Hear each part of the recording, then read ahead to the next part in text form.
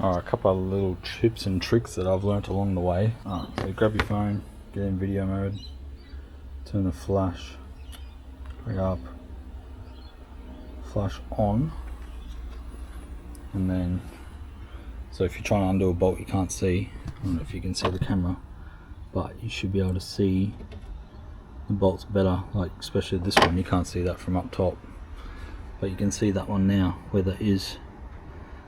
And then you get your tool in there. That is a good little trick. This, one hand, like your phone in one hand, tool in the other, and just work it out.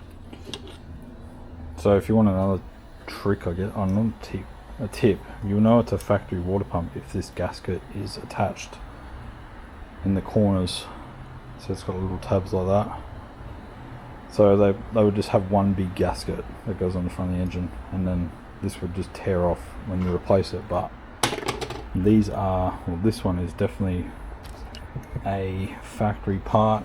The same with this one. There was a date here somewhere. You can see the date on the thermostat, which is those dials there. I can't get a proper thing on the camera, but it says 409, which is cars are 2009 cars, so 100% original, which is why it's slogging out. That's about it. Nothing really major. So to bleed your system, you'll want to make sure all your hoses are connected. This car's back together now, so, and it's successfully bled. So I'm saying it after, but bleed it up until that max thing is covered in your blue or other coolant. Hold on. So it's covered in coolant of your choice. It's actually blue coolant in there, but it's turned like a greeny colour because that's like a yellow looking stupid thing. Yeah, and then you'll want to squeeze your upper radiator hose a few times, and it'll squirt like that. You'll see. You want your heater on max, which is 28 and E70, and you want the fan low. So you want these settings, you don't need that on. So you want these settings here. 28 degrees, fan lowest, and aircon on. And you want the car running. Let the thing get up to temperature, which ideally you want to use Dimmer Link, which I'll show overlay in a second. But you want the car running. You want to squeeze this pipe every couple of minutes. Try and push out the bubbles, which overlaying what the bubbles look like now. Once it's hit 90 degrees, it'll back down a little bit because the thermostat will open.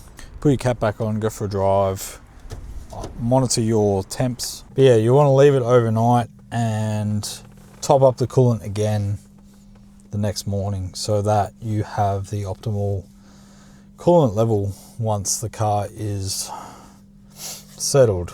So it'll probably flush a bunch more fluid overnight, and whenever it gets hot and cold, it'll just flush it back a bit more and then settle and just top it up a little bit, and you should be all good.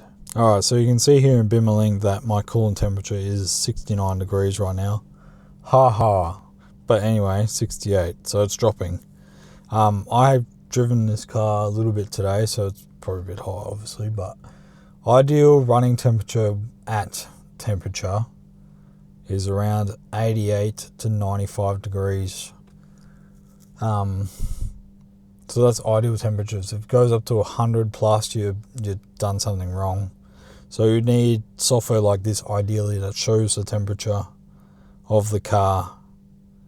Once it hits 90 degrees, it will flatline a little bit and drop when the thermostat opens. It took ages for it to climb though. I think it took nearly 45 minutes or so to get from 20 something degrees all the way up to 90, and then it flowed back down. Anyway, so it'll go up to 90. Thermostat will open. It'll drop down to about 70 something and just hold. It'll hold once the thermostat is open. All right, and then once all the bubbles are out of the system, you will need to put the cap back on, go for a drive, open up Bimmerlink and monitor the temperatures. Cool thing with Bimmerlink is that you can start a log though. Like I'll press this button, start a log, and just go see when it hits certain degrees. I don't have to keep looking at it, you know what I mean? That's it. That's all you really need to do. It's not too difficult. Like me, I've got, I don't know if I can show it. I don't know if you can see it. I don't know if you can see it on camera. I don't know if you can see the redness of my forearm down here, but I have burnt myself with coolant before, hot coolant, because of cooling systems exploding. It's not fun. I hate cooling systems. Like, they are my worst nightmare. Like, after owning the E46, I just hate cooling systems to death. Like, I've burnt my arm because of it. Like, it's not that bad. I don't think you can see on camera, but like this part up here is a bit more red than everywhere else. You can see, like, oh, you can kind of see it on the camera, but yeah, like, it could have been a lot worse, which is why I fucking hate cooling systems. I just send it off to the mechanic. But I was like, fuck it, I'll just do it myself. And then this one turned out alright. So if you just follow what I did, it should be alright. I will leave written instructions too, because it's basically the same principle as any other cooling system. It's just BMW diesels specifically like to run hotter or diesels in general love to run hotter. It's not as bad as you think. Like, if you can undo a couple of tools and make sure, actually one good point is make sure the hoses click onto the thermostat. Otherwise, you're going to have a bad time. You're going to be pissing coolant everywhere. Make sure they make that clicking noise back into when you insert them. Otherwise, yeah, definitely a bad time. You're going to be pissing coolant. So if you push down the spring connector, I'll take a picture of one or overlay one. So you need to make sure, like, when you pull it out, you pull out that spring, like metal spring clip thing to take them out, but you need to push that thing back in to put them in to hear that click, if that makes any sense. I'll overlay what I mean, but so that is important to make sure they are seated right. Otherwise, you're in for a bad time, as I've said. If you learn something, I'd appreciate a subscribe. It helps me a lot to be motivated to make these videos, but also helps out the channel as well to share the love around and share the tips with other people, I guess. Yeah. And the other thing you can do is like the video as well. That would help out, and just shows people around that this video is actually worth watching as well. So if you do that, that'd be great.